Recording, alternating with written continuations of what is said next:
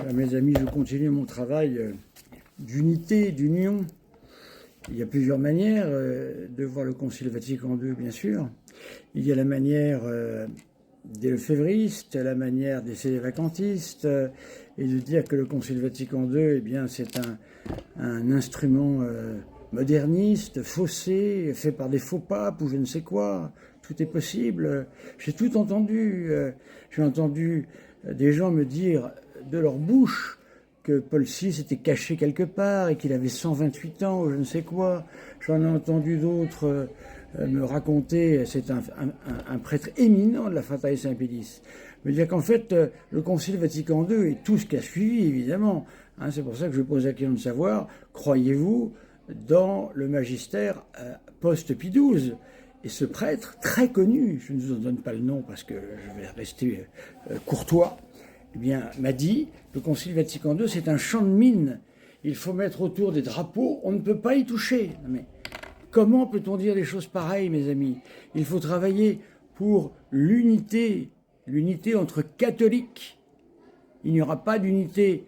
Nous n'attirerons pas à nous les protestants, les évangéliques, les musulmans, etc., si nous ne faisons pas entre nous l'union et la communion sur la vérité, pas sur je ne sais quel accord qui n'a aucun sens, sur la vérité, par une recherche de la vérité dans le magistère catholique, mes amis. Comment le magistère pourrait-il nous tromper? Ce n'est pas possible. Alors je vais encore le démontrer, et je vais passer du temps à démontrer, pour voir que vous sortiez de cette idée que vos abbés vous ont gravée dans la tête sur le Concile Vatican II. Ce sont des mensonges. On vous a dit n'importe quoi. On vous a dit n'importe quoi sur le magistère actuel. On vous a trompé, mes amis. Peut-être par des gens qui ont été trompés eux-mêmes. Voilà. Et ça fait une succession de malheurs, tout cela. Alors, je vais ici prendre toujours... voyez-vous, pour un moderniste, je trouve quand même que je suis pas mal pour un moderniste. Hein. Je ne sais pas ce que vous en pensez. Hein.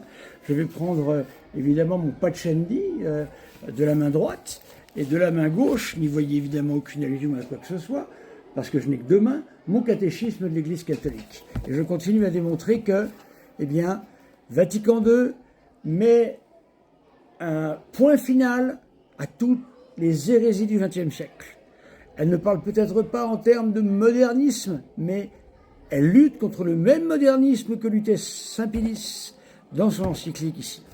Alors ici, il nous est dit, à quoi reconnaît-on le croyant moderniste? Eh bien, Saint Pédis nous dit, je vous le dis assez rapidement parce que ça serait trop long sinon, je pense que c'est le paragraphe 15, voilà. Le croyant, c'est du Lamennais ça, hein, c'est tous les modernistes qui parlaient comme ça.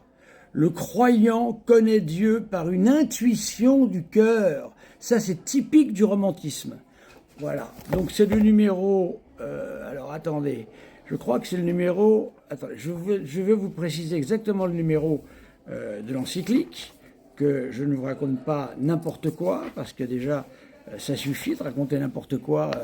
C'est ceux qui vous dirigent et qui vous racontent n'importe quoi. Pardonnez-moi, je ne peux pas dire autre chose. Voilà.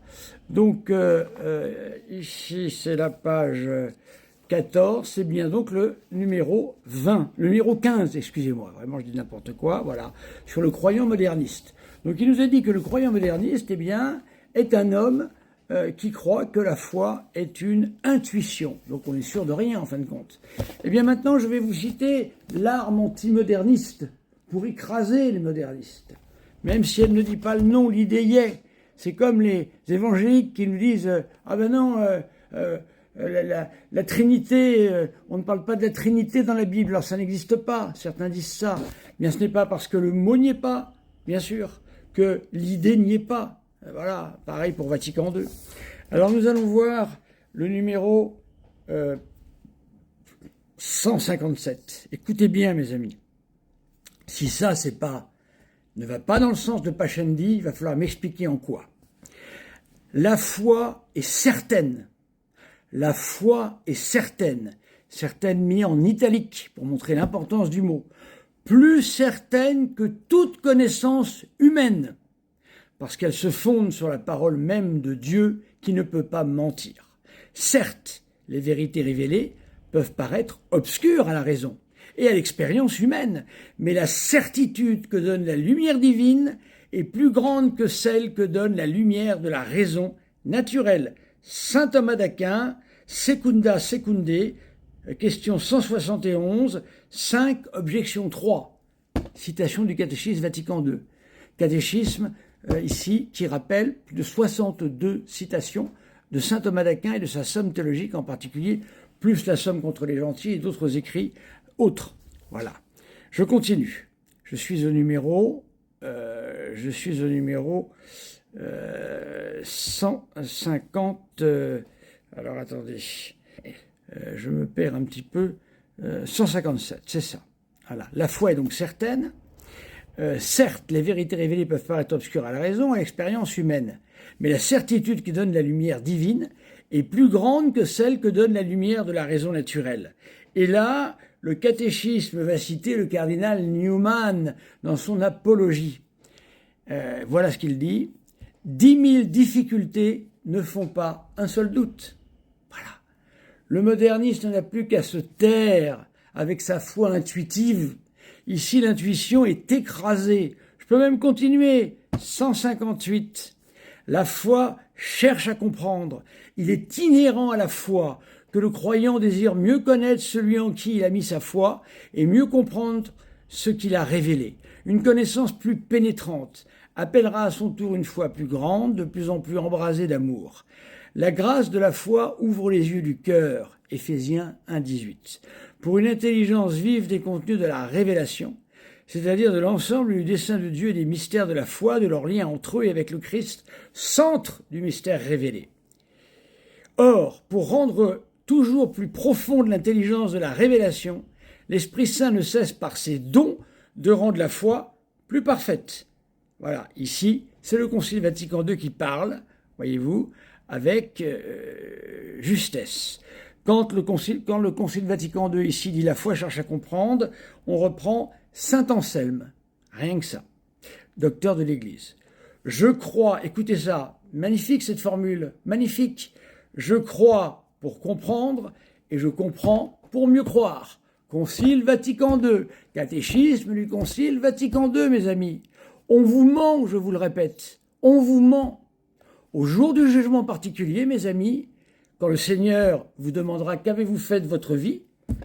vous allez répondre « J'ai suivi l'abbé un tel, j'ai suivi monseigneur Lefebvre, monseigneur un tel, qui m'a dit de désobéir à l'Église, qui m'a dit que l'Église catholique était cachée, qu'on ne pouvait plus la voir, qui m'a dit qu'il y a eu un concile qui a erré dans la foi, que 2800 évêques ont erré avec ce concile, que 4 papes, se sont trompés. C'est ça que vous allez répondre, mes amis? Non. Je vous en prie, quittez vos sectes, entrez dans la seule unique sainte Église catholique. Il n'y en a pas deux, mes amis. Entrez dans l'Église catholique et venez aux côtés de bons prêtres. Il y en a plein dans l'Église catholique. Venez prendre votre part de combat au sens de Saint Paul. Saint Paul n'arrête pas de nous dire que le catholique est celui qui combat.